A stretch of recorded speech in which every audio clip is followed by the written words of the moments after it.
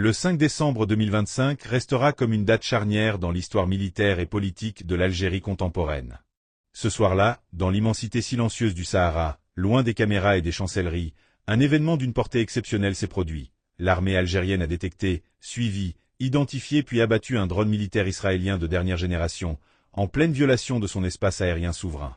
Ce qui aurait pu être présenté comme un simple fait divers technique s'est rapidement imposé comme un acte stratégique majeur, révélateur d'un basculement profond des équilibres régionaux et d'un message politique sans ambiguïté adressé à l'ensemble des acteurs impliqués au Maghreb, au Moyen-Orient et au-delà. Tout commence dans la soirée, au sein du centre de veille et de commandement de la 6 régions militaires, basé à Tamoraset.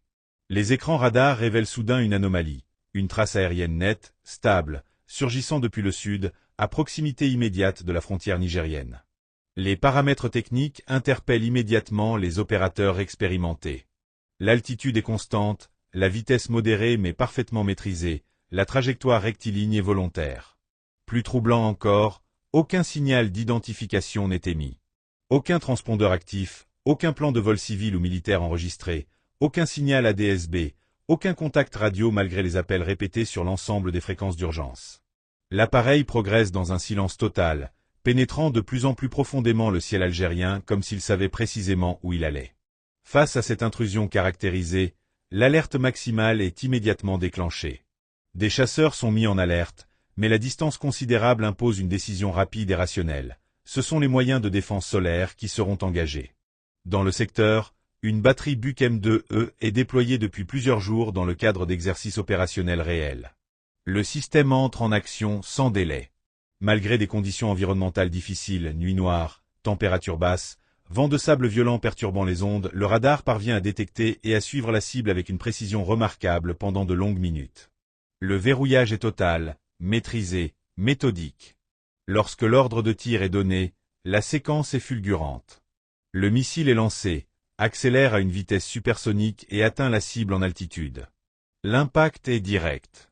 L'explosion désintègre littéralement l'aéronef, provoquant une onde suffisamment puissante pour être enregistrée par des capteurs régionaux.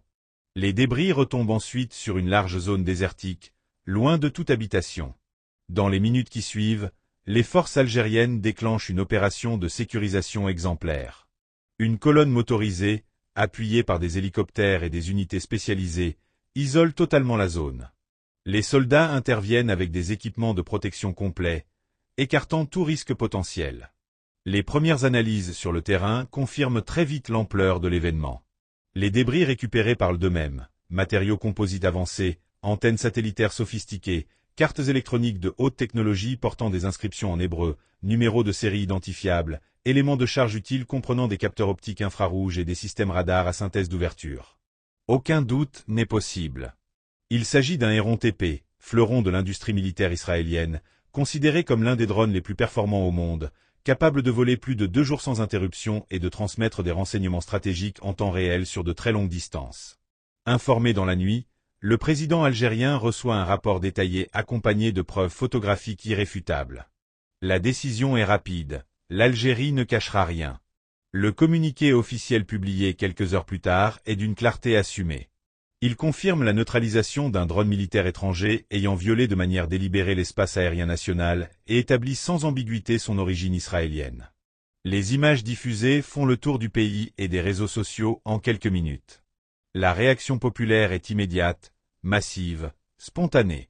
Dans plusieurs villes, les Algériens descendent dans la rue, exprimant une fierté collective rarement observée depuis des années. Drapeau, chants, embrassades, emotion brute. À l'autre bout de la Méditerranée, la réaction est radicalement différente. Le silence israélien intrigue, puis alimente les interrogations.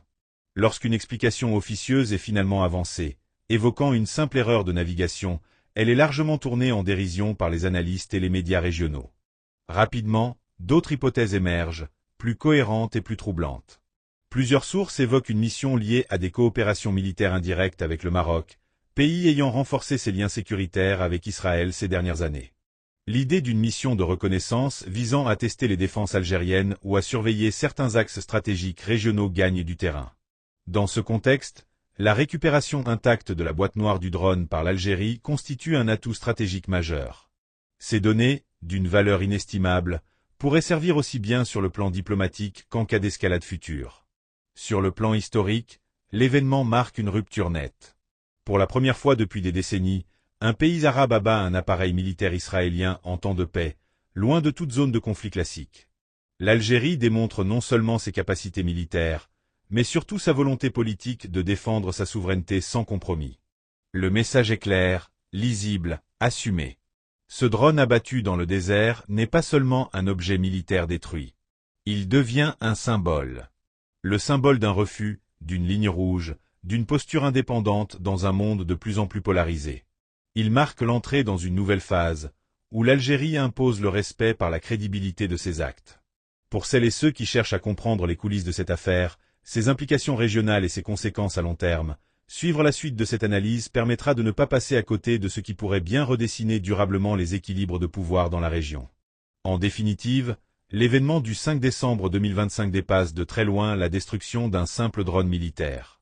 Il s'agit d'un signal stratégique envoyé sans ambiguïté, à la fois aux puissances régionales, aux acteurs internationaux et aux opinions publiques.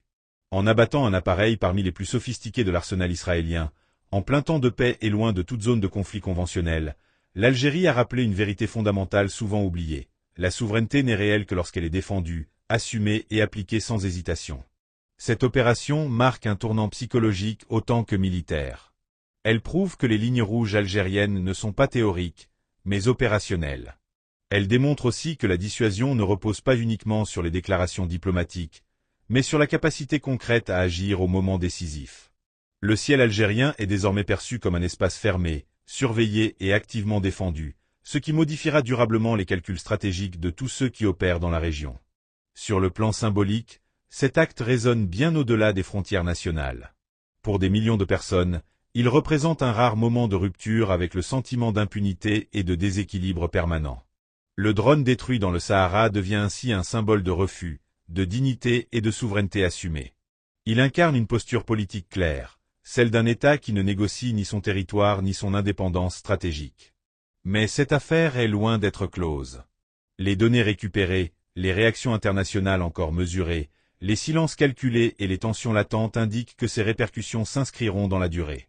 Ce 5 décembre 2025 pourrait bien être retenu comme le début d'une nouvelle phase, où les rapports de force au Maghreb et au Moyen-Orient devront être repensés à l'aune d'une Algérie affirmée, déterminée et prête à aller jusqu'au bout de ses principes. Pour celles et ceux qui cherchent à comprendre ce qui se joue réellement derrière les communiqués officiels et les narrations simplifiées, rester attentif au développement à venir sera essentiel.